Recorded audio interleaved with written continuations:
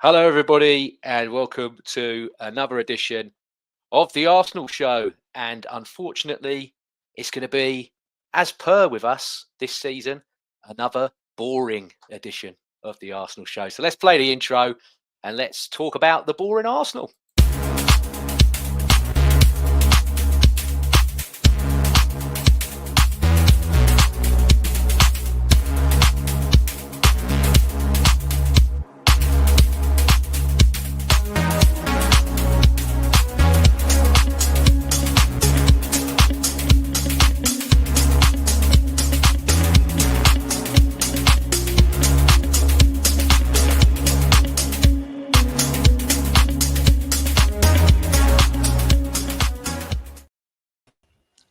Yes, hello everybody, and welcome back to the channel.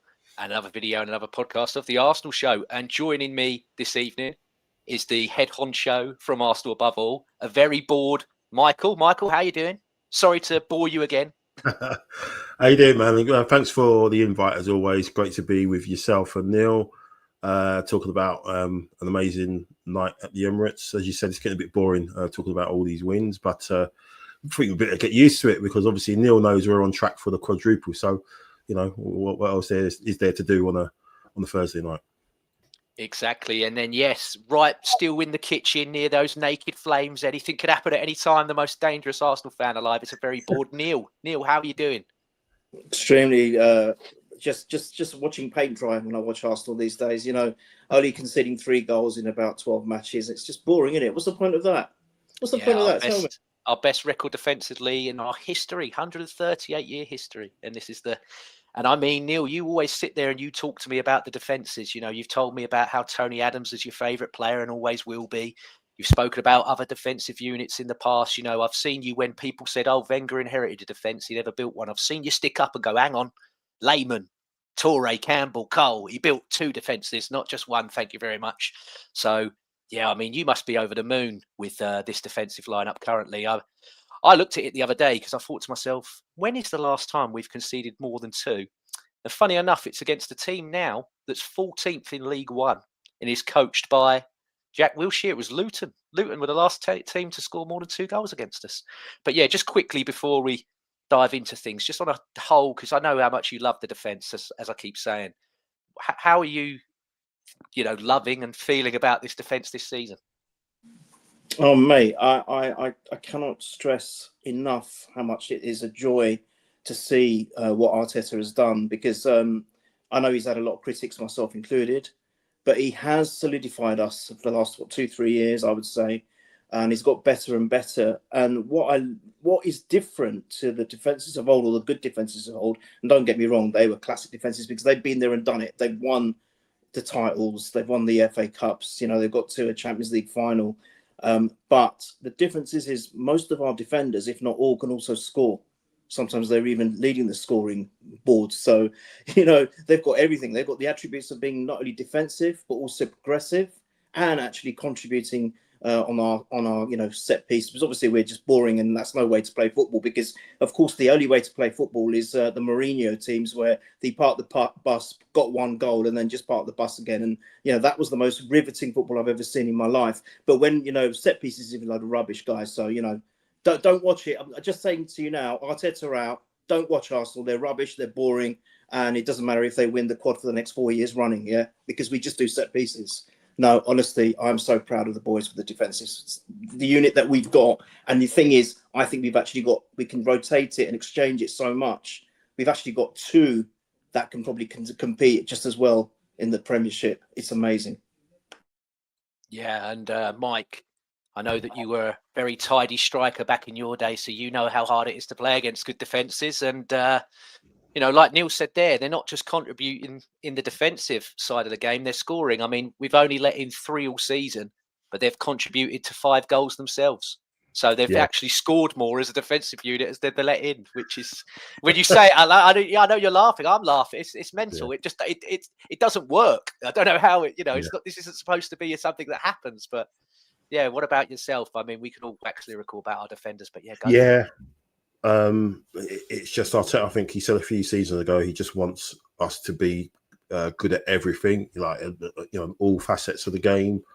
So that's defensively, obviously attacking, set pieces and everything as well. So I think he's pretty much, just needs a trophy, a big one over the line to confirm that, he's done it. He's actually achieved that, because, the numbers are scary. The one where it's the best start after 12 games in our history is insane. When they say that, teams really can't defend anymore. There's so many, goals going in. The averages of goals per game has gone up across over the last couple of years. And then you've got us doing what we're doing.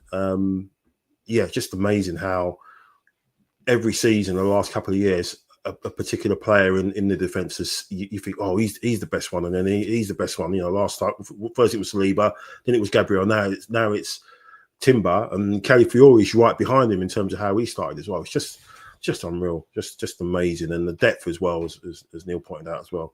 We've got a monster that we haven't even seen yet in terms of Hincapié. We've read all the stuff and seen all the clips, and he's had 6 minutes, and apparently he's just as good.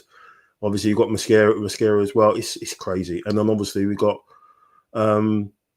Miles, who can't start a game for in the Premier League, but he's balling out in the Champions League, and you'll think I've got a new. I know Neil likes his nicknames and everything, but I've got a one for Miles Lewis Scary. I've got him, because that's what the rest of the opposition are thinking about when he gets into midfield, because that run we'll talk about it obviously later. But unreal what Arteta's built, and you've got to, whatever we've said about him, we've all kind of had a dig at him, but for whatever you said about him, you've got to give him his flowers for that defensive unit that he's built. It's unreal, unbelievable. Just a quick one, James. The great GG said you start from the back in the foundation, and that's with life, isn't it? With everything with life, building structures, everything is foundation based. That's what Arteta's done. It's an incredible defensive unit. 100%. But yeah, touching on the game, obviously you said there about Lewis Skelly, him and Martinelli come in for Calafiori and Trossard. Was either of you shocked by that, or did you think that we would rotate? Because I didn't think that Lewis Skelly would play over Calafiori. I thought that defence in the league, like we've just spoken about, I thought he won't change that, especially for Atletico Madrid. But I don't mind. I put it up there on my tweet when it came out. I said, don't mind this rotation at all. Still good enough to go out there and win the game. But yeah, did either of you have any, problems, or did you think, oh, that's a bit bold from him, or did you expect that those rotations were going to take place? I'll go with you first, Mike, because I know, Neil, you're not always the best with the lineup stuff. But yeah, I'll go with you, Mike. I only thought Calafiori would have started because of the physical side of it, because he's a big boy, and obviously, and we know what Atletico are like with the dark arts. They tried to use, I don't know if you guys noticed at the end of the first half, when it looked like they were gassed, they were throwing themselves on the floor, trying to win free kicks left, right, and centre, because they looked like they were running out of gas like at the end of the first half. And Miles was getting into a little bit of stuff in corners and stuff like that, and having a referee talking to him. So you kind of thought, well, is he going to get a bit pressured to do something silly? And then obviously he got away with one when he pulled what was it Simeone's son? Yeah, pulled his son down, and he went berserk on the touchline. So I kind of thought, okay, that's a surprise, but obviously it worked out fantastic. But I pretty much thought he would stick with Calafiori, but it works out. Yeah. And Neil? No, I was glad to see it. I was glad to see it, because I think it sends out two statements of intent here. One, that Arteta is trusting more of his squad now, which I think I love in the big games. He's not just utilising the extension of his squad for the League Cup or maybe the FA Cups. He's using it for the big ones. So that's the first thing. So there's that trust factor, which I think has definitely improved in him this season, especially. And then it also just goes to show that the depth we have, it doesn't matter what we change now. We are not going to have a major drop off, if any. I think in some cases we might even have an improvement. I think that is just so important, to be able to go as far as we can in both the major competitions and possibly have good runs in the domestic cups as well, which I'd love to see. I would want nothing more to get number 15 for the FA Cup, create a slightly bigger gap, against Man United, really one behind now. I think it's all just good stuff to see that he's more trusting, and we not only, more importantly, we have the players that can actually get in there, and they're not worried about the fact that they're not getting chances all the time. They are, I think they've all kind of embraced this kind of mission statement that, yeah, we're not always going to play, but when we do, my God, we're going to give you a performance. Yeah, no, I agree. And that first half, I saw again. I read a lot of the art. When you win like that, you want to consume as much as you can. Try and dodge the dodgy sources that we all know and don't appreciate. But I saw a lot of them saying that was a really cagey and a nervy first half, and I thought to myself, well, hang on a sec, because I thought we started really well. I thought first 5 minutes flew out the block, bit like Fulham. That the finishing wasn't there, but I thought the intent straight away. I mean, we had that great moment where Eze bobbled the one and it went off the bar, and then Rice should really do better, but he just scuffed the rebound over. Had the other chance where Saka was played through by Timber and he went to dink him and it just clipped Oblak's shoulder. So I thought that was unlucky. That could have been 1-0 there. And then I guess, like at Fulham again as well, where they had a few bits of moments. We had a bit of a shaky time, and the worst of all was David Raya, where he tries to come out and claim a ball that he's probably never going to get, kicks it out for a throw-in, and you're thinking, right, bust a gut to get back in that goal, mate. And he's sort of half going, half not there. And the guy should have scored. I mean, it's a dreadful miss. He's his son, so he's not going to have a go at him. But it's a dreadful miss. He should be burying that. And that was for me the only real sort of shaky period that we had. And I thought I'm going to have a look at it as well, because I thought to myself, no, you know what, we had the ball in the net as well. Martinelli had a goal disallowed when he was offside. Zubimendi, brilliant lofted through ball again. I mean, that guy, we'll talk about him later on, but my word. But I was thinking to myself, well, hang on. And then I looked at the numbers, and it's the most that we've created in a Champions League game for 16 years in the first half. We had 9 chances. The only time we've done better was when we played Olympiacos and we had 14. So I don't understand. There was that one momentary bit of madness from Raya, but we're so good now that it's just like we can sort of get away with making these mistakes. I'm not saying do it more if David Raya is listed. Don't do that more. But like we said earlier, we're so resolute that it doesn't really matter if things like that happen. Nobody panics and we just carry on going about our game. But what did you guys make of the first half? I'll go to you first this time, Neil, and then back round to Mike. Just you want to just talk about the first half or the whole game? Well, we'll go in a full game, but just now, just on the first half, did you, I mean, the general consensus, if you read these people, is it was shaky and panicky. No. I think firstly, I want to also say that we just forgot to mention, to add on about the defensive unit, is that one shot on target in 3 games, or am I wrong? I mean, that is just insane. I don't know what the record is, but that is insane at this level. That's insane. One shot on target in 3 games. Wow. Anyway, in terms of us in the first half, apart from that Raya debacle, and even that couldn't create a shot on target, could it? So that was funny. I don't think we were cagey. I think it was maybe a little bit frustrating because again we were creating without actually converting. But I thought, number one, I'm not going to talk about Saka anymore because I think he's back. That's all I'm going to say. Saka is back. That right-hand side is amazing because behind Saka, we have the brilliant, and I think player of the season so far, Timber. And I think them two have combined to make solidify this incredible relationship. And I think them two together, that right wing is sorted completely. It's only a case of when we need to rotate, we'll rotate. But my God, that is a great right-hand side. And Saka was instrumental again in so many things. I think Zubimendi, his vision and his awareness, and he's actually got strength as well. I think for that chance, I can't remember which one it was in the end, but that chance, it might have actually been for the goal that Martinelli scored, which was ruled offside. Didn't he tackle one of their players to get the ball to Saka? Smashed straight through him. Yeah, and Martinelli. So there was that. The Eze one, I think, again, may have started from Zubimendi at the start. I can't recall, but it could have done. So again, he's involved there in doing something. And then, Eze was probably unlucky. And then I think Rice just tried to copy the great Ozil with, hitting the ball on the floor first, but it didn't quite work out for him. See, Ozil used to score those, didn't he? So that was unlucky. So, there were chances, and I think there was in a couple of others. I think even Gigoras, the goalkeeper, made himself look big. Now, also, remember this. He's one of the good goalkeepers of the world, isn't he? Oblak, or whatever his name is. So, he made a couple of good saves. He made himself big, and he stopped us in our tracks.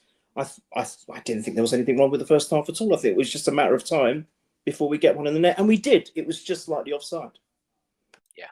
And Mike? Yeah, I agree with Neil. I just think it's a narrative or before the game where, people were talking about this, haram football, and you see all the pictures, the mock-up pictures of Arteta and Simeone dressed up as Taliban and stuff like that. And I just think the narrative was, oh well, that was just it kind of maybe influenced people's thoughts on it, that it was a cagey game and it wasn't that great. I've seen some goal reaction or reactions of people, seeing the goals and during the first half and stuff like that, and they're saying, yeah, this is the game we expected. It's 0-0. I told you it's going to be like this, and they've already got that viewpoint that it's going to be a really dour game. It's not going to have, and it wasn't. It wasn't that. There was chances. They had chances. Alvarez, when he got the ball, looked dangerous, and he's a player I'd love. If that was an audition, mate, I love us. I hope Berta had a chat with him on the way down the tunnel, like that guy was having a chat with with Berta when he was saying he loves him and he changed his life. But yeah, Alvarez looked dangerous. But we, like you said, we created chances as well. That I think Neil, pointed out the chance where Saka went through and Oblak sort of. It looked. I was thinking, oh no, he's clashed. Saka's clashed knees with Oblak. It looked like it was going to be the Odegaard one again, but I think it just hit him on the thigh. But that was another chance. I think it was just people just trying to peddle a narrative that it was going to be a horrible game of football. It's going to be 0-0, no chances, when it was completely opposite. Yeah. And then obviously we move into the second half, and just feeding off what you said there about Alvarez, he had that brilliant chance that rifled off the bar, and that was a warning. But again, like we keep doing, we just completely took over, and we made it 1-0. Obviously, Martinelli, who I cussed at the time, didn't I? Or in the chat, I was going to him, oh, will you stop running with your head down, you fool? Like, look up what you're playing at. And I should have been quiet, because we get a set piece, and we all know what happens at set pieces, don't we? And Declan Rice and Gabriel combine again and score. We score and make it 1-0, and it's a delivery from Declan Rice and a header from Gabriel. It just seems inevitable. Just seems like death taxes and Gabriel and Rice combining on the free kick, don't it? And Neil, I know next to football, you're a huge fan of animals, and I know that you also are a huge fan of cats. So I did say I've got a surprise for you. I don't know if you've seen this one. There it is. There's the Declan Rice cat with the big Gabby cat following it up. I thought, oh, we'll like that picture. I saw that. I thought you'll like that. Well, you can send me that on WhatsApp. That's lovely. Thank you very much. Perfect. Thank you. But yes, Neil. What did you make of it? I mean, it's routine, isn't it? You just got to love it. This set piece coach is just. I mean, what Berta has done for our signings, this set piece coach has been a revelation. I mean, it's insane. Not only scoring goals, but also defending them as well. Just remember that it's the two-way thing. So let's give that a shout as well, because the fact that we are so mean and frugal with our defense. I mean, it just makes sense that needs to be mentioned as well. But my goodness me, you could not get a better delivery than that. You just can't. And yeah, I'm glad you pointed out Martinelli, because he won the free kick.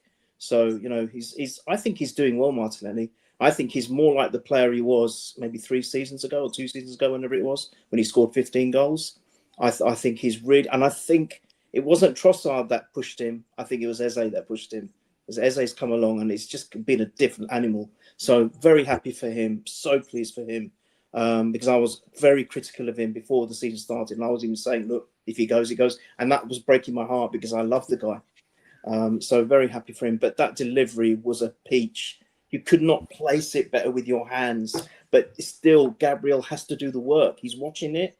And he's also brave because, you know, when you're watching a ball and you're not knowing what's happening around you with the defenders, even the goalkeeper could come in with trying to punch. You know, you can injure yourself. So, but he's fearless. He does it every time. He's got no fear, and that for me is traits of a leader, showing them, I'll be bossing that penalty box. I'll be bossing it. I should be defending back there, but no, when it comes to these things, I'll be bossing it.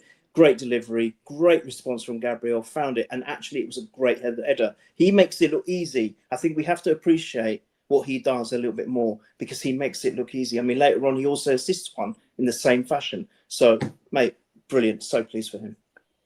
Yeah, and Mike, just quickly as well, just to piggyback off Neil and myself as well. Obviously, the set pieces. I mean, we've had the rival fans and we've had the media on strings regarding the set pieces this week. Yeah. Obviously, Carragher and O'Hara were the main two. Said we're ruining the game, ruining the league. Yeah. However, when it's a facet of the game that you're thriving in, I can't understand. For me, I think we're so good at it now. Even if I didn't support Arsenal, and thank God I do, but even if I didn't, I'd be like, you got to give this credit.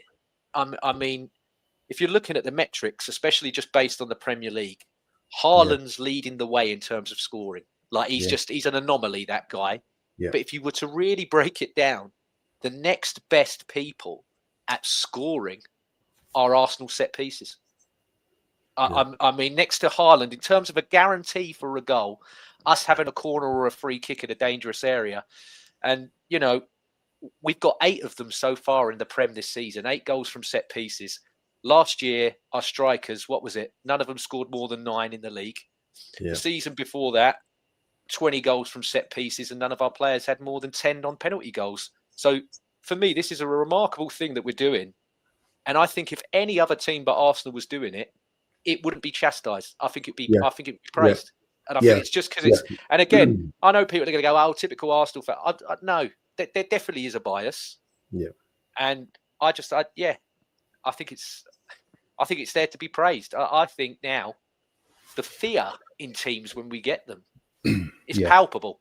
Yeah, you can see it. Yeah, you could see it. I mean, I think I saw on the timeline, Jamie Carragher was. Do you remember that goal we conceded against Bournemouth, and at theirs, that set piece they did, and how he was going crazy about that and saying, "Oh, this is a fantastic." So it's all right for, you know, a set piece, you know, a nicely worked set piece when it's Arsenal receiving him, but all of a sudden now it's, you know, he doesn't like it anymore and he doesn't like the way the game's going. I mean that's why I kind of think I liked Gabriel's celebration, even though it wasn't a corner. He went over and actually got the corner flag and was there, like putting it out, like to say, look, you know, this is a corner flag. We scored again from a, you know. So he was kind of playing on that a little bit, and just loved the you know, the delivery from Rice.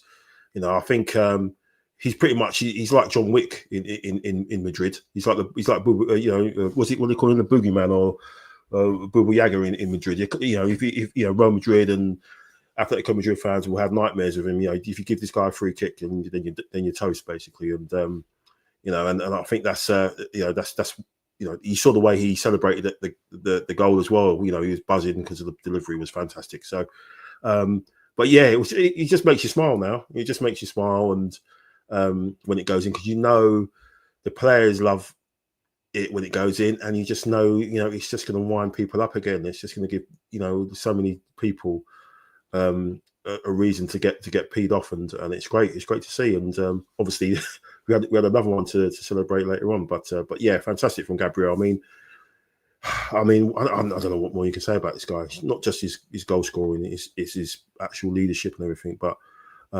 yeah, amazing moment for him. Yeah, and you mentioned there about Declan Rice. You'd think an English player, with the way that he's producing, the way he's delivering. You know, I remember a few years ago, James Ward-Prowse scored about 2 or 3 free kicks in a row, and everything on Sky, BBC, they were just like, "Oh, look how mate. Well, you've got someone that's putting just as well accurate free kicks in and set pieces in, but you're glazing over it." I mean, I saw this today and I couldn't believe it when I read it, but since he's joined Arsenal, Çalhanoğlu at Inter Milan has 11 assists from set pieces. He's just behind him with 10. And I mean, Çalhanoğlu is known for purely, I mean, he's a good player, but don't get me wrong, he's purely known as a set piece taker. Like we all used to play old school Pro Evo. You knew on your Pro Evo Master League, you either had Juninho from Lyon because he scored you for every free kick you took. 99. You had Recoba from Inter Milan because he scored you every free kick he took, or you had Beckham. You always bought one of them three. I'm like, if Pro Evo now was in existence in that guise, Declan Rice would have the free kick thing on Pro Evo because he's that good at them, you know, and the corners and everything. But yeah, the second goal, just as outrageous. Miles Lewis-Skelly picks the ball up in his own half and goes, I'm going to have a run, boys. And you know what? I'm going to run straight through the spine. How many times have we sat here and gone, I'd love if someone just run through the middle of someone for us? Because we always go wide. We always go. And he just went, no, I'm going to, do you know what? I'm going to take every single one of you on and I'm just going to absolutely rinse you. And then he picks out Martinelli and it's the Thierry Henry special, like we've all said in the chat. 2-0. What a goal and what a moment for these two players. And do you know what I was really proud of? And Neil, you mentioned it earlier. Both last season guaranteed starters. No question about it. Those two players started. But their minutes are gradually going down. But this game just shows the strength of the collective and the strength of the group. And what I loved as well is when Martinelli scored, after he's done his knee slide, the rest of the boys that were warming up, you know, they were doing their doggy runs and that before they come on. First player to hug Lewis-Skelly, Calafiori. First player to hug Martinelli, Trossard.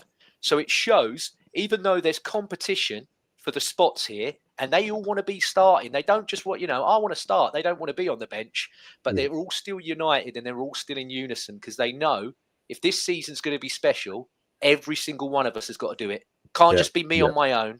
Everybody's got to do it. And that's the difference because we always used to say if Saka doesn't do anything, this team's, you know, this team is fucked, if for want of a better word. And now it's just like, no, he's doing it. He's doing it. If I can't, he comes in. You know, we just swap and change, you know, plug and play. And I think that was a really, really pivotal moment for me. But Mike, I'll go for you first on this one and then Neil after. Yeah, outstanding from Miles. A lot of people saying that's where he should be playing in midfield, you know, in that left eight, you know, role, playing and driving on and having the ability to do what he did and putting a pass on a plate for someone like, you know, Martinelli. He kind of did that run against Madrid a couple of times. I think he did it in the first leg, did he? When he went on a little dribble and he set up, which when it fell to Marino, didn't he? Had those two chances and cleared off the line. And I think he did one in the Bernabeu when Rudiger sort of stamped on him as well. So he's got that in his locker to do that because obviously he's a midfielder. But as you said, you know, spot on. I think there's always been talk about people saying, "Oh, we've got too many players, and you know, we've got the squad." And you never ever heard really any when the City were doing what they were doing. You never heard anyone come out and moan or anyone moan about, you know, the minutes they're getting really, because they know obviously the calendar's huge. There's so many games. There's so much demand, you know, in terms of the physical outputs and everything and stuff. And as long as you know you're getting replaced or you're getting rotated out for a really, really good player, then you're not going to complain because you know that they're going to deliver, and then that means you have to come in and be at the same level. And I think that's what's happening now. They like you said, they realise that if we're going to have a good season, we've all got to, you know, we're all going to have a run of games. We're all going to have times where we're out to recharge and come back in again. So, yeah, I just hope and pray, man, that we can have a nice bill of health, you know, between now and you know, the next 3 or 4 months, because, you know, obviously we know we've got 4 big ones out at the moment. But you're right, James. You know, the players, they must realise it. They must talk amongst themselves that this is the season and we've all got to do it together. And yeah, it was amazing. I mean, I love watching the celebrations and everything more than the goals sometimes. So I love seeing everything, all the little reactions. And I missed what those ones were, so I watched that back. But it's just great to have everybody on the same page, and just as long as they keep it the same way and handle the business, then I think we're going to have a really special season. But yeah, made up for both of them, Martinelli and Miles, for that, because, you know, Miles would have been a little bit under pressure after what was said by Tuchel, you know, saying that he needs to start and everything. And then what more can you do? You know, have a run like that, get an assist like that in a game like that, and fair play to him, man. I just hope that keeps those two going for the next couple of weeks. Yeah, well, Neil, just before you jump in, sorry, I think he's streets ahead of all the left backs anyway. Yeah, yeah, yeah, yeah. I'm like, even if he's not playing first team or not, he's better than any other left back you've got in that England setup for me. Yeah. I don't think anyone's near him. And we're talking about playing him as a midfielder instead of a left back. That's how good he is. I'm like, he's streets ahead of all of them. But Neil, like you said earlier, you've always been Martinelli's number one, the leader of the fan club, and you did mention about you critiquing him. We all did, but he's our top scorer in the Champions League this season. 3 games, 3 goals. Yeah. Is he back yet, or is that too early? I just, mate, yeah, just talking about the goal. I mean, I think was it Rice that laid it off onto Skelly, or was it Zubimendi? I think it was Rice. I can't remember which one it was, but anyway, that run was just so amazing to see, and it does justify why he should be, I think, in the future, if not immediately, moved to that midfield position, because he can do it. And if we're ever short, we know that he can plug back in, and being his original position as a left back. Well, yeah, left invert. One of these new modern left backs, I should say. And Calafiore isn't a left back; he's a forward, in my eyes. So anyway, Calafiore's and everything. I don't think any of us know what he is anymore. I love that guy so much. It's unreal because he's just so funny to watch. I laugh when I watch him. I laugh. It's because he's hilarious, because he's everywhere but his position. It's just I can't stop laughing. Even if we play badly, I look at him, I'm pissing myself. It's so funny to watch. But yeah, it was a great run. But I'm so pleased for Martinelli. I cannot tell you what a beautiful touch. He did it, and all I saw was Henry. I swear, and I said it straight away. I said, that's Henry. I said it's just what Henry did over and over and over again. And we've always said and known Martinelli has got this. He has got this in his locker. If he could just do it a little bit more consistently, he could be getting double figures every season without even blinking. But the fact that, I think, James, you made an absolutely fantastic point. The fact that those 2 guys score or are involved in the goal, and it's their counterparts that are embracing them. I mean, do you know what? Every time we have lost out or fallen short in any competition, all the years that I've supported Arsenal, it's so heartbreaking and it's so difficult to stomach. But this season, if we fail, I'm not saying we won't, but if by some abnormality we do, I think it will be the worst one ever for me, because I think from all the years I've watched, and I'm even including Wenger's golden era here, I don't think we've had a squad like this. I actually don't. I think you can literally replace pretty much all around the pitch and still have no drop-off or very, very little. And the fact that, more importantly, that all the players that are not always playing can come on as and when and just do it as if they're playing all the time, that's huge. That is so, so big. And I'll mate, but Martinelli for me, all right, look, I'm so happy for Miles Skelly. And then he went a bit coy and shy, didn't he, when he was pushed in the celebrations, which was so nice to see. But I was so chuffed for Martinelli. I mean, please, mate, do this all the time. You've got it in spades. You've got it in spades. You can do this. And I still would say that, even if he played in the middle, he would be good as well, in my opinion. But yeah, I'm just chuffed to bits. Definitely. And obviously the third, you're talking about lovely moments and what it meant for the guy. Victor Gyökeres, I mean, I couldn't be happier. Was it the best goal ever? No, but they all count, don't they? And again, Martin Zubimendi puts in a tremendous lofted through ball again. I mean, this guy goes over to Martinelli. Martinelli does look up and crosses, which I was like, oh, he's on it. He's heard me. And Eze went for the Di Canio Wimbledon scissor volley, didn't? If that come off, that would have been, oh my God, I think the roof would have come off the stadium. Yeah. We don't even have one, but we would have made it come off anyway. But yeah, it falls to Gyökeres. Gyökeres, world class, goes, I'm not just going to shoot, I'm going to shoot it off the defender's leg so it ricochets. You don't see Haaland doing that. You don't see Isak doing that. That's the difference. And it's just a huge moment for him and the team. The team go mental. And the bit I love the most, and I said it when I was on Highbury Squad the other night, Arteta and Hines together. Yeah.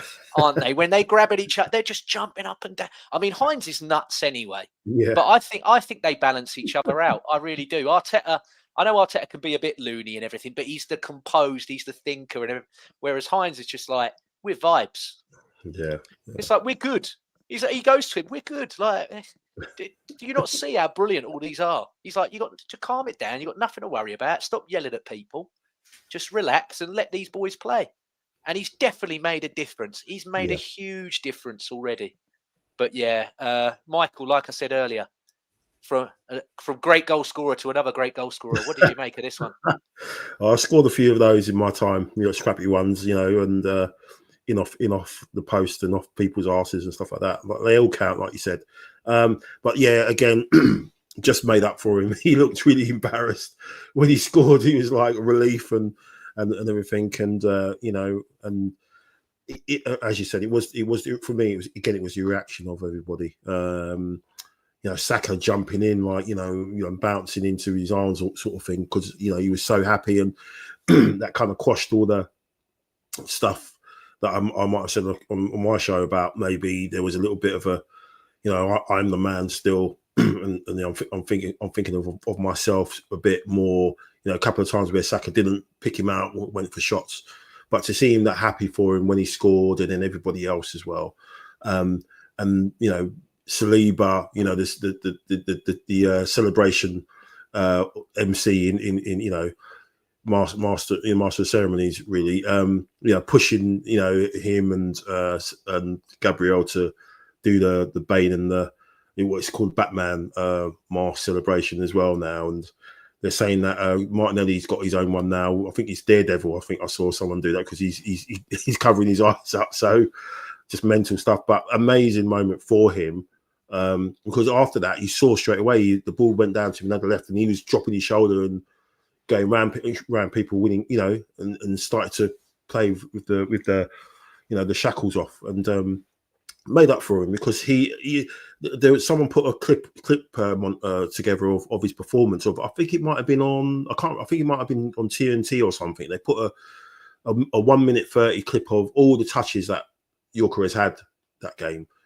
And he had a good game. He had a really good game. He set up that chance for Eze, where we turned inside and laid it off to him.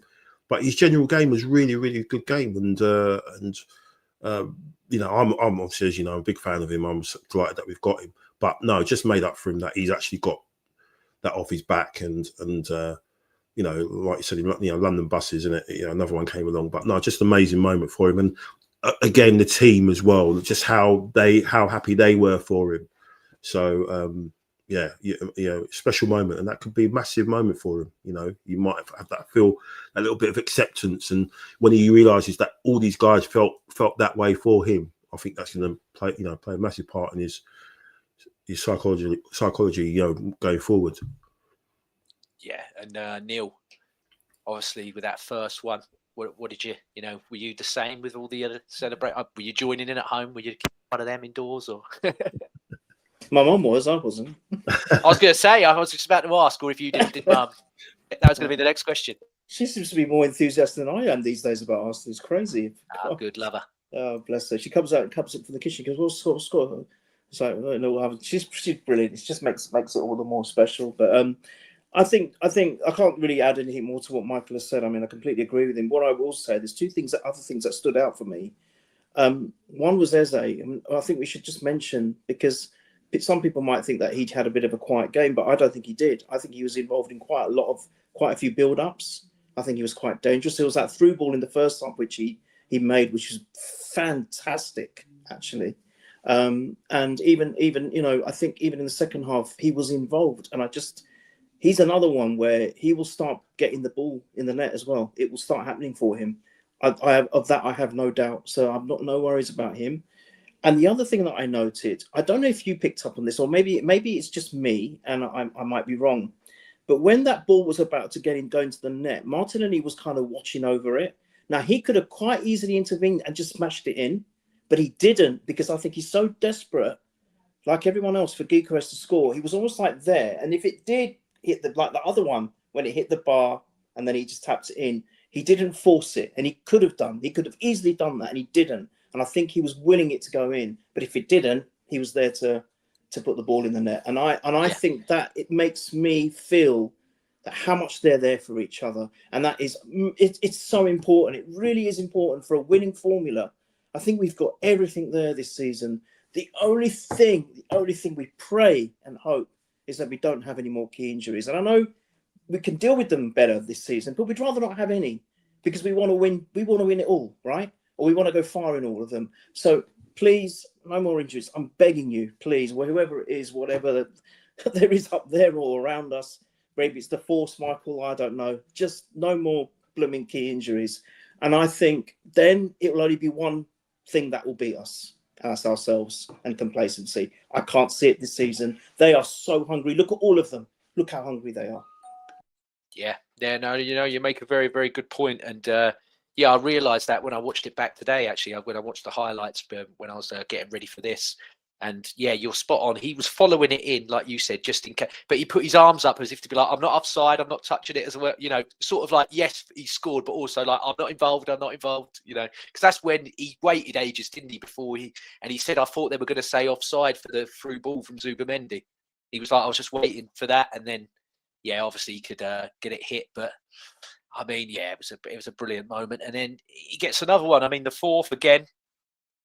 Like we said earlier, Declan Rice, set piece again. Gabriel, like you mentioned, Neil, heads it across the box, and Gyökeres, he meets it with his thigh, stroke his penis, and the place goes wild. The place goes absolutely wild. It's just jubilant and brilliant scenes. I mean, they're moaning that we haven't got a goal scorer. We got one that scores with his penis. I think it's superb. I don't see any other club that's got someone who's doing that, and it's just unbelievable. And I did think to myself, we've talked about Arsenal's defending, and Atletico Madrid, one of the best defensive sides in Europe. But I did think to myself, you're renowned and so resolute in front of goal, yet you leave a free man on the post. And I thought to myself, how do you leave a free man on the post? And then I went, that's it. You got Nelson Vivas. I was like, that's that. I thought to myself, there's Nelson Vivas versus Leeds with Hasselbank when we're trying to break a team winning a bloody treble. Yeah. I'm like, that's why you leave a man at the free post, because you got that clown in there. I'm like, that's it. Don't he look old, by the way? I know Seedorf was on. I mean, Seedorf doesn't age. I think Seedorf's he looks younger than me. He's unbelievable. But Nelson Vivas, I thought, I had to double click. I was like, is that really? But yeah, just unbelievable. I mean, if you know. I couldn't believe how much they leave a man free on the post. And I was like, Nelson. But yeah, that fourth one, eh? Neil, do you want to pick this one up first? I mean, you mentioned it earlier about Gabriel heading it across the box. He's just so reliable, isn't he? He's just best defenders in the world in both boxes, I think, haven't we? Yeah, yeah. I can't. There's nothing else to say. I mean, it's just joyous that we are blessed to have these players in our squad and our team, and that's what I said earlier. It'll be a travesty if we don't win anything. It'll be a travesty. I think this season, more than any that I can ever remember, it will break my heart. I don't know how I'll cope, because it's early days. We've only played 12 games, but the signs are so good. But it's not just from the football. We've had the last 2-3 seasons we've looked good. I think that 3 seasons ago when Jesus and Zinchenko came, I said we're going to win. We're like the Invincibles again. We really are like the Invincibles, and we almost did it. Apart from that blooming spell of that stupid Europa League game when we lost 2 key players in the same damn game, just threw us off, completely derailed us. But the point is, I think there's more to it this season, because you can see the hunger in the players. And of course, they now have that experience of coming second 3 times in a row, or some of them do anyway. And I think they've matured and they've learned from it. And I just feel that they are so hell-bent determined. I remember Henri said it. He said, it wasn't a question of whether we were going to draw. It was a question of we were going to win every game. The Invincible, he said something to that effect. Then going back further, Tony Adams said, I made sure that all my men ate, drank, slept and shite football for 9 months, nothing else. Because in those days we didn't have social media and all that stuff, didn't have those distractions. But he said I focused them on, you only focus on winning the league and nothing else. And I think it's that facet from him and what Henri said about the Invincible era. And I think that is now what we've got in this team. I really believe it. And I think that is what's different this time. So we've got to come away with something, guys. We have to come away with something this season. And yeah, I was just so pleased that Gyökeres can use all tools, any tool to score as long as it's legal. And I think he nicked Tottenham's cockerel, didn't he? He scored with their cockerel. But just to rub salt in their wound, because they didn't score a goal. You see, all those goals that came from English clubs, they scored nothing. So our old Gig did them a favour. So I'll score with your cockerel, mate. Here you go. There's a little bonus for you. Useless gits. But no, trust them to let the league down. It's all, yeah.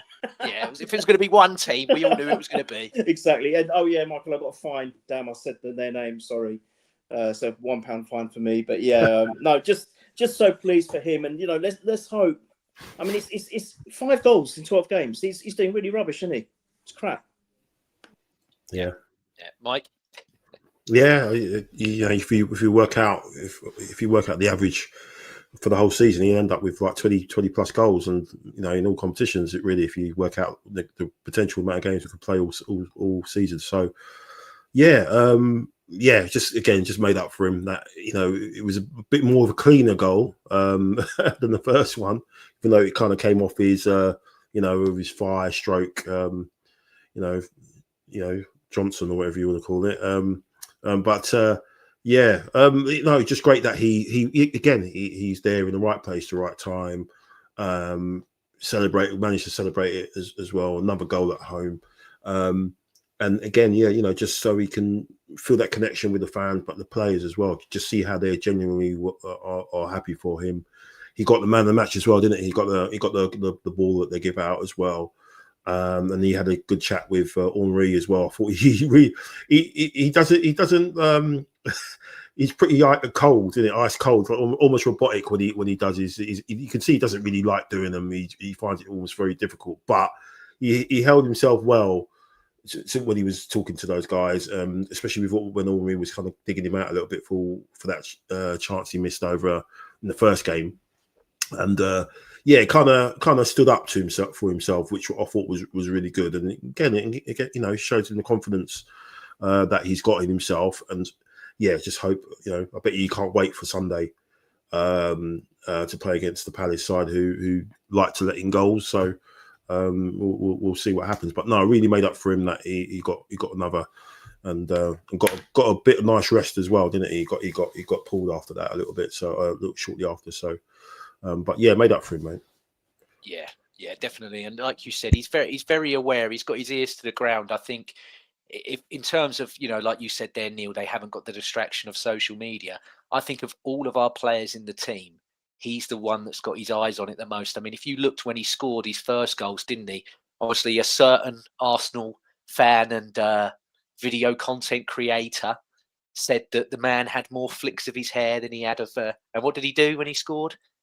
Didn't he? He flicked his hair so he's on it. He knows if you say something about him or you make a comment about him, he's like that HMRC football guy. He keeps all the receipts. He's like, I'll get you back. He's like, I will have you back. And what I liked as well is he does. I know, like you said there, Mike, there's definitely like a shyness or a coyness, but he backs himself, where he said about that 14 shirt, and he went, there's more goals to come as well. He went, you scored a lot, I'll score some more as well. So he's not shy. I like that. I like someone that backs himself. And you know what you mentioned there about the man of the match for the game, and it's very easy. I gave it to him as well. He got the 2 goals, but I think, like you said before that, just all round, I thought he had a cracking game. I thought he was brilliant, and there was a nice.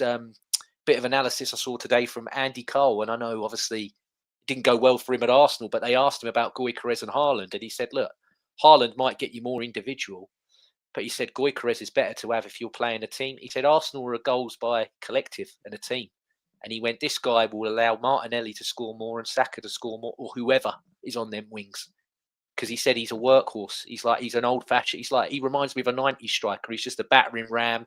But he said none of them run the channels. None of them go wide and pull people out anymore. And he said this guy does it. And I think Arteta summed it up as well. He said I could be more elated for him for how hard he's worked these last couple of weeks. And he's had to play. I don't think that he was. When we signed him, we all said, he's probably going to be eased in along with Havertz. Havertz will probably start and he'll gradually come into. But he's had to play way more than what's probably been expected of him. had no pre-season, and like you said, 5 in 12, almost half, but he's rubbish, isn't he? Apparently, he's not a good player. So, you know, I just don't know anymore. And you know what I like about this game, like so many, there could have been more than one man of the match. That was my next question, but go ahead. Oh, sorry. No, go for it. Run with it.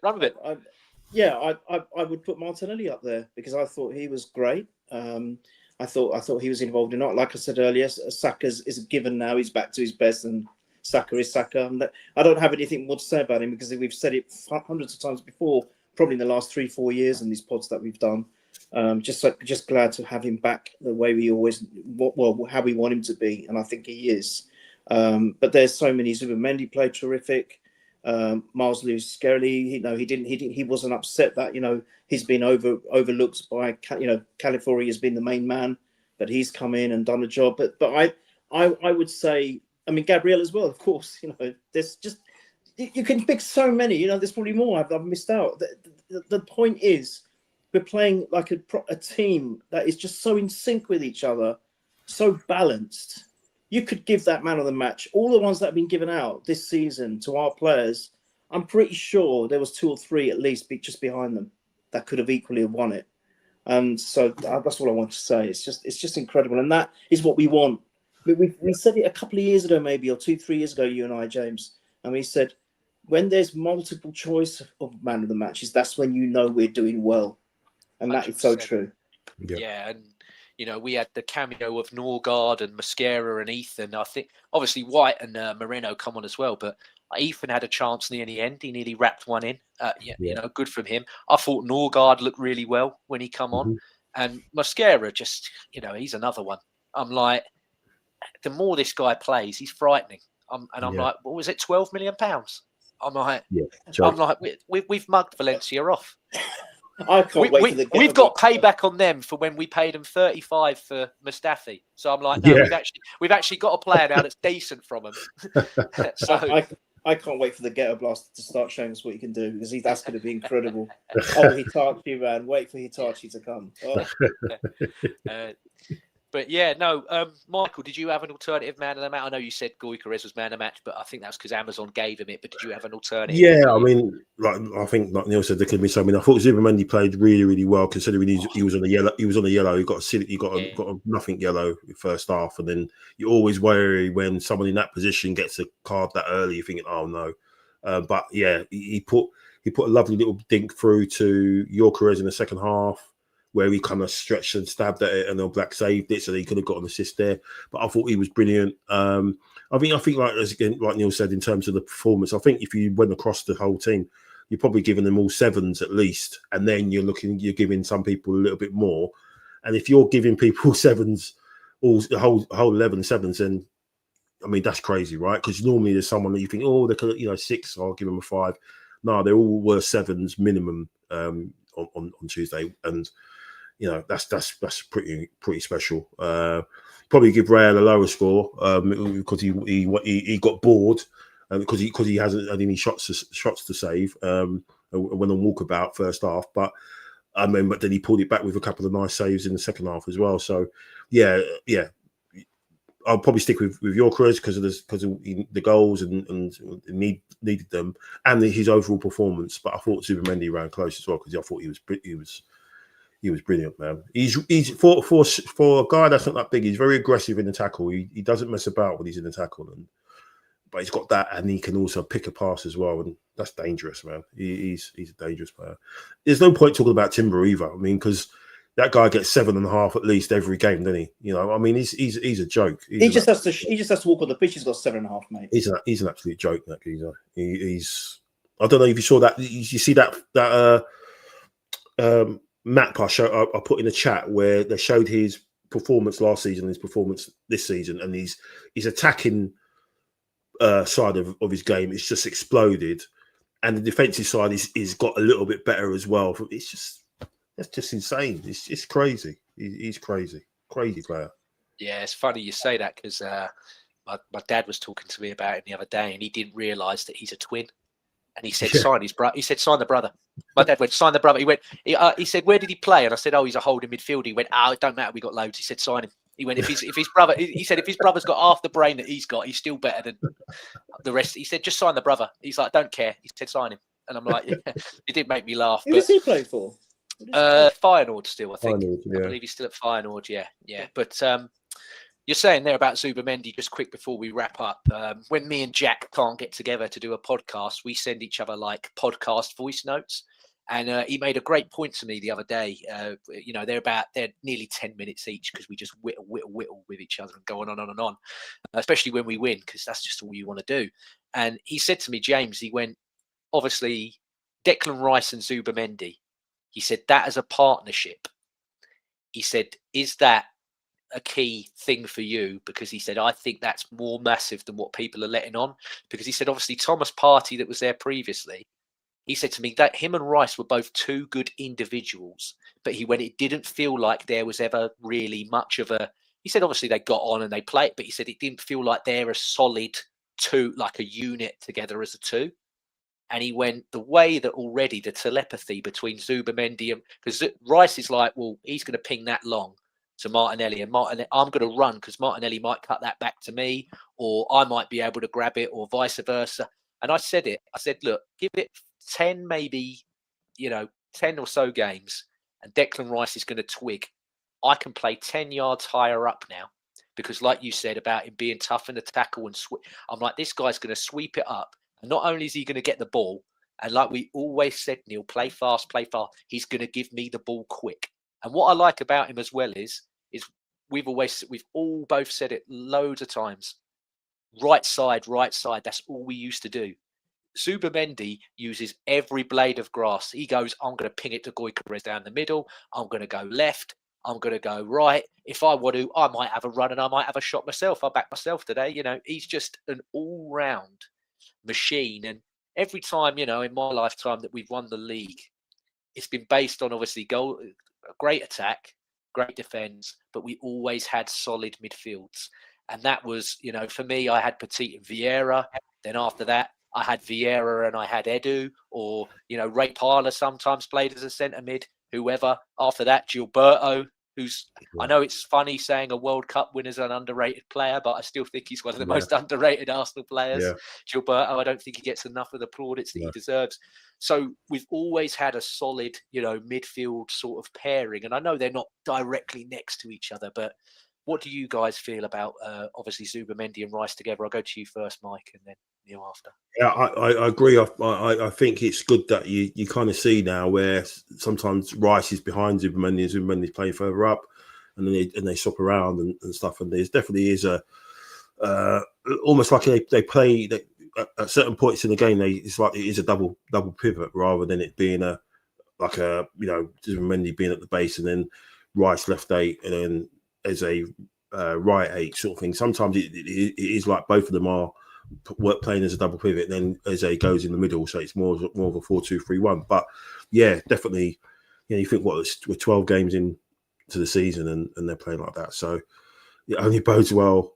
So if we're in the March time and things of going as well as we hope they are, that these two what their partnership and understandings will be even more strengthened and more sort of automatic in terms of the way they play together. But yeah, amazing to Rice. I reckon he maybe find it a little bit easier now because he doesn't seem to be putting a lot of times you used to see him come in and sort of save the day, last ditch tackles and stuff like that, because maybe Partey didn't have the legs to get over and the mobility and stuff, and he doesn't seem to be doing that anymore. So that again, that leaves him more energy to push forward. Like you said, I can bomb on a little bit more. So, but no, fantastic bit of squad building again from Arteta. He wanted his man and he waited, and he obviously knew what he wanted to do, and we're seeing it now, aren't we? Yeah. And Neil, what about yourself? Are they up there for you in terms of the partnerships that I mentioned a few seconds ago? Well, I can only hope so. I want them to be. I think I've said before that relationships in teams within the team. You've got the whole team as a start, which we've got now. We've got that balance of the whole team, but also equally important, maybe even more so, are those small relationships. In different segments of the pitch. We saw a couple of years ago we had White, Odegaard, and Saka doing very well on the right hand side. That's gone. But now we've got Saka and Timber. That's one. We've obviously got the Gabriel Saliba, Gabriel Mosquito, you know, and there's going to be more now developing with the number of defenders we've got, which are just at incredible levels. So we'll see that at the back. And yeah, you know, the Vieira Petit, and, you know, there's so many others that I can mention, but I think I like the fact that they both can, like what Michael said, the double pivot. I think they can both play equally as good, 6 and 8, 8 and 6, and just keep swapping. And that also bodes well for when, you know, we need to rotate as well. That, you know, then we've got the personnel to come in. So it's not as if they're going to feel out of place. If, for example, we need to rest one of them, the other can maybe go as the 8, and then Nurgard can come in and he can sit more at the back. So I presume that's where he's going to be. So it's so much flexibility around that. But yes, I think if they can form, do you know what? If they can form a relationship, a really good one together, we've got strength all over the pitch. We don't have, like we've always had, season after season after season. We needed 3 more players. We need 3 more players. We would every season. I can't remember for how long I've been saying we need just 3 players short. This season we are no players short. We are. I think, in fact, we're probably just at the right mix. And I think that is so important that, you know, we've got the depth, we've got the flexibility, and then if we have these few relationships within the, you know, in certain areas of the pitch, we are too strong. We are so blooming strong. The commentator said it. They said they haven't got a weakness anymore. Arsenal haven't got a weakness, which makes us unafraid. We don't fear anyone. We shouldn't fear anyone. I want that change that, James, you always talk about. When we go to the Anfields, we go to the Old Traffords, we go to all these places, we do not play the badge, we do not play the crowd. We play the other 11 players against us, and that's all they are, 11 players. And now I can safely say, with confidence, that I think we are the best squad in the league, as it stands. Haven't won it, 100%. but we are 100% the best squad in the league, with the most balanced, the most mature, the most ready, and the most capable. And that is across the whole blooming turf. So there we are. Yeah, no, could have put it better myself. And just quickly before we go as well, we've got some comments here from Tim. And Tim put here, we were solid in the first half, always felt like only a matter of time till we scored, in my opinion, which would not necessarily have been the case last year. Yeah, spot on. And Raya still makes me soil my pants on a regular basis. Yeah, I wouldn't say he makes me soil them, but he definitely brings a turtle or two. Yeah, not necessarily a soiling, but he definitely has me on edge. And then Tim again here, he put, yeah, Gabriel, probably the best centre-back in the world. Yeah, for me, he's mine. And then he said, delivers at both ends consistently, should be captain, in my opinion. The captain's thing, we've gone over it time and time again. I think just because he hasn't got it on his arm doesn't mean we know who leads that side. I mean, when they had the huddle before the game, it's him talking. I know Saka's in there, but it's him talking. And to be fair, if he's talking, I'm listening. We all know what Gabriel. If Gabriel tells me today's a Tuesday, it's Tuesday. I'm not arguing. Look at the guy. I'm like, we'll batter you. I'm like, he's massive. And then, yeah, again, no excuses this year. We will win the league this year. Love it, Tim. With Goicoechea still to get into form and the outstanding Madueke to come back. Yes, I was just about to say to you, Neil, he apparently trained on grass. So it is imminent. It is imminent. He's on the grass. So, yeah, I can't wait. Oh, that's made my day. Thank you. The Cats was one thing. Now this is even better. Thank you. I can't wait for him to get back. Like we said about Timber. He's one of the ones that people have been most quiet about. I'm like, look, wait till he's in there. Oh, you just watch him go, man. Oh, my God. Yeah. They all love the club as well. That's what I'm saying. All these newcomers that come, they're so happy to be there. They're so happy to be at the Arsenal. We are the greatest club in the world. We are. We got the best kit. We got the red and white. It just goes. It's better than all the other red and whites in the Prem. In fact, the world. We're just the best. But yeah, and then obviously Palace this weekend. This for me pointless, but we always do it. So you know, I'm going to do a bit just for continuancy or consistency, whatever the word is. Line up. It picks itself. Calafiori's coming back in. I've got Martinelli in. Oh, actually, I've mucked up. I should have put one with Trossard instead of Martinelli. Well, yeah, get rid of it because I've mucked it up. To be fair, I would prefer Martinelli to play than Trossard. But yeah, Trossard and Calafiori are coming back in. He'll start them too. What do you guys think? They're both straight in? Yeah, I think so. Yeah. It should be an interesting game. Obviously, Mateta, you know, always he likes playing. He scored against us last year in both the home games, isn't it? Because we played him in the cup, didn't we? In the League Cup, and he scored against us in the in the league as well. So interested in if we can keep him quiet and see what happens there. But I think there'll be a few goals, but I think we should have too much from him. It's the Eze derby, isn't it? So let's see Exactly. how he reacts to it. Yeah, and what are you predicting for that one, Mike? I'll go 3-0. 3-0, I think. Love it. And Neil? I'm guessing you predicted this already, but I'm asking. I did, but it's a different podcast, so no one knows about that one. Well, I got the Champions League wrong one. I almost got it right. 1-0 Martinelli scoring first. Blooming offside. Anyway, but then the idiots had to go and score 3 more and ruined it for me. Never mind. No, I said 2-0 on Jack's pod. I'm kind of inclined to stick with it, but I can't.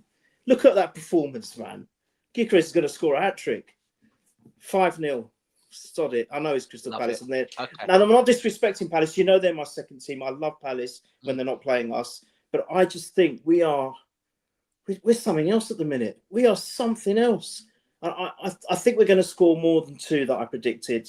So instead of saying 3, Michael's only taken that. Let's go 5. Why not? Why not? 5-0. And I think Gyökeres is going to get another 2. Love it. That's what I think. Love it. Well, I've gone a different route, and I've actually put that you guys kept the old Pampers dry nights down, clean bed sheets, you know what I mean? I've done 3-1. I think they'll get a goal. I don't want them to, because I'm looking at it now going, that record of Chelsea only conceding 12 in the league. I'm like, we can equal that or we can beat that. I'm like, 15, part of me's like, I want that. I think it's 15. If it's 15, I think it's 15 yeah, goals. 15. I thought it was 12. Yeah, but James, that's even better. Yeah, but we don't get the coach and park it in front of the goal. Yeah, we play proper. But you know how they're like, okay, they've won this bloody Nickelodeon-y clubby World Cup, whatever it, Donald Trump Cup, whatever it is, and they still go on about how we're better than the Invincibles because we only let in 15. Shit. I'm like, well, no, I'm not. I want that now. I want to concede less. So it's like, back in your box, Chelsea. Off you go.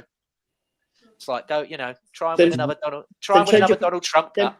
Then change your prediction. Get rid of that goal. Believe, James. I know. I think the team in second place in that is the 98. No, not 98. 99. No. Is it 97, 98 team? Arsenal, I think it is, or the 98, 99 team. That we only conceded 17 goals.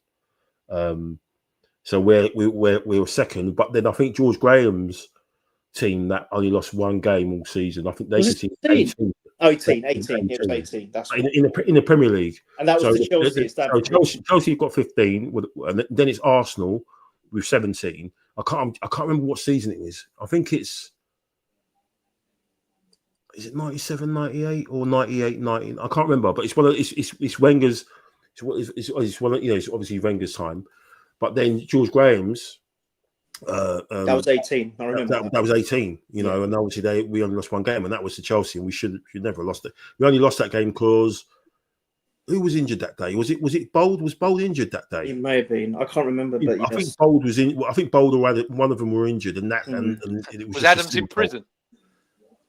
No, I don't. I'm not sure. Someone was missing. Someone from the back 4 was missing, and that's why we kind of went down that day. But yeah, I just checked it by the way. It was the treble year, 17 goals. Yeah, it was. Yeah, so it shows you how good we were that year, and we didn't win anything. United won everything. It's only Nelson Vivas with bloody Hasselbank, weren't it, that ruined it? Bloody Vivas. Yeah. I tell you what, just as speaking of Chelsea, on Sky yesterday late because I was up stupid hours. They showed the 3-2, not when Kanu got that hat trick, but the 3-2 where Winterburn scored that crazy goal at Stamford Bridge. Bergkamp got 2 goals as well, and they were both very good. But Winterburn just stepped up and just slapped that ball in. It was so, and any victory over them, it's just so delightful. But I remember just a quick story. I was in Hull with my friends. We walked into this pub, and we were wearing our Arsenal stuff. And all these big guys, probably rugby players, huge from Hull. I mean, the 6 or 7 came straight up to us, said, "If Arsenal win today, we're going to beat you up." And we're like, okay. And we stood our ground. I'll tell you what, 6 minutes later, they were eating from the palm of our hands. "Oh, when you're next down, we'll take you to the strip club." Because we stood, they respected us because we stood our ground. We said, all right, then, let's see what happens. And then Winterburn goes and does that. Brilliant. Never forget it. Oh, great stuff. That's great. That's great. Yeah. But no, thank you so much. And as always, Michael, if people want to see, hear more from you, where do they go? I mean, everything's in the bio as well, but yeah, plug away, my friend. Yeah, thanks, mate. Thanks for having me on again. Yes, Arsenal above all. So we'll be I'm on X, but don't really try to go on it that much, really. I mean, I can't sometimes forget to retweet the show, or whatever. But yeah, on there, on Instagram, the usual places, and yeah, we try and get something out after every game now, and yeah, so we should have something on Monday after the Palace game. Hopefully, yeah, all going well. Just like getting a good crew of people on there. Like obviously your fine selves and some new faces as well. Some new debutants in the near future. So yeah. But thanks, mate. Thanks for having me on. Great talking to you too, as always. And yeah, look, Leah, always happy to come on when I can. Obviously, you kind of heard the missus just before. You know what she's like. Yeah, sorry. No, she takes her time going upstairs, So yeah, that served her right. But I know that once I go upstairs, she's going to probably give me a little bit of an earful. I apologise for dropping you in it.